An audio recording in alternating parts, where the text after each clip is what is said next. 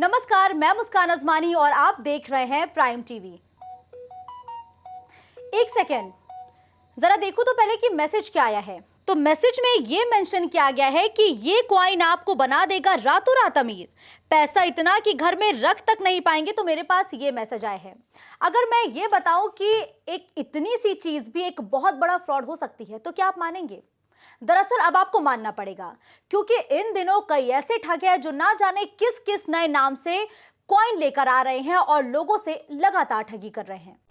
Hello sir, रूबीकॉइन में आप पैसा लगाएंगे, आप इससे माला माल हो जाएंगे, रातों रात आप भी करोड़पति बन जाएंगे। दरअसल ये भूमिका पूरी तरह इसलिए बनाई गई है ताकि आपको ऐसे लोगों से बचाया जा सके, क्योंकि इस वक्त क्रिप्टो करेंसी के नाम से बड़ी लूट की वारदातों को अंजाम दिया जा रहा है। हर दिन एक ना एक नया कॉइन मार्केट में आ रहा है और लोगों की गाढ़ी कमाई को लूटकर रफू चक्कर हो जा रहे हैं लोग। अब ऐसे ही एक कॉइन का हमने पर्दाफाश किया है, देखिए हमारी ये खास रिपोर्ट। राम नाम जपना, पराया माल अपना, जनता को लूटा दिखाकर झूठा सपना, क्रिप्टो करेंसी को लूट के धंधे में किया इस्तेमाल, फर्जी रूबी कॉइन बना समीर केसरी मालामाल। कब लगेगी इन महाठगों पर लगाम, जनता का पैसा लूट कर रहे ऐशो आराम। भारत में इन दिनों साइबर की दुनिया में एक अपराध तेजी से पैर पसार रहा है। उस अपराध का नाम है क्रिप्टो करेंसी।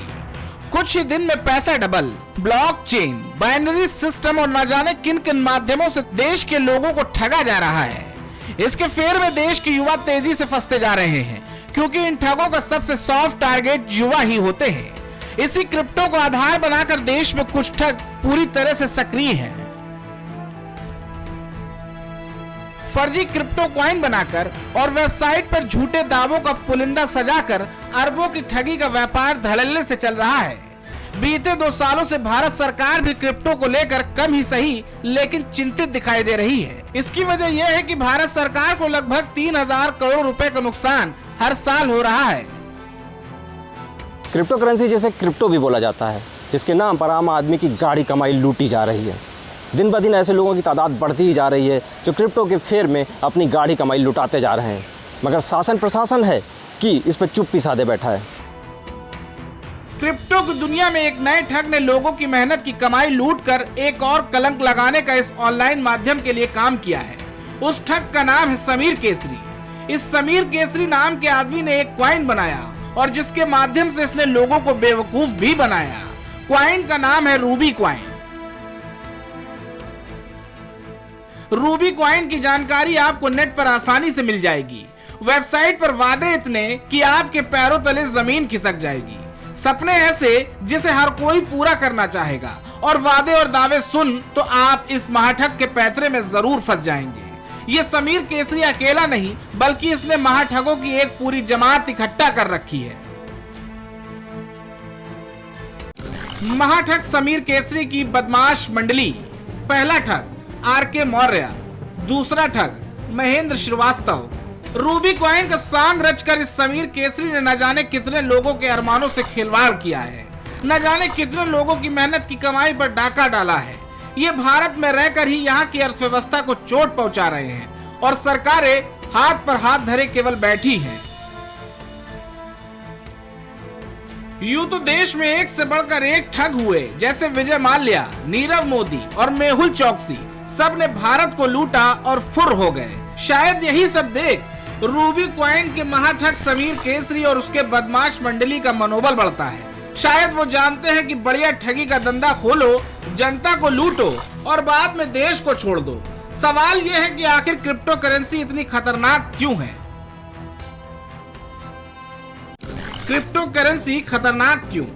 बिना किसी रेगुलेटर के संचालित, वित्तीय सिस्टम और बैंकिंग प्रणाली से बाहर, आतंकी फंडिंग में इस्तेमाल का खतरा। ये महाठग समीर केसरी कोई पहली मर्तबा देश के लोगों को नहीं ठग रहा।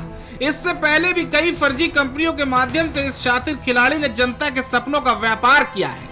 पिछले कई सालों से समीर केसरी अपनी ठगी की दुकान चला रहा है और ताज्जुब की बात यह है कि आखिर प्रशासन की पकड़ से ऐसे दुर्दांत अपराधी आखिर कैसे दूर हैं।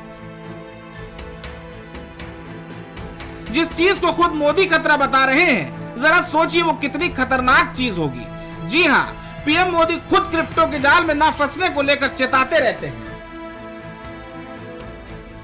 Take crypto currency or Bitcoin, for example.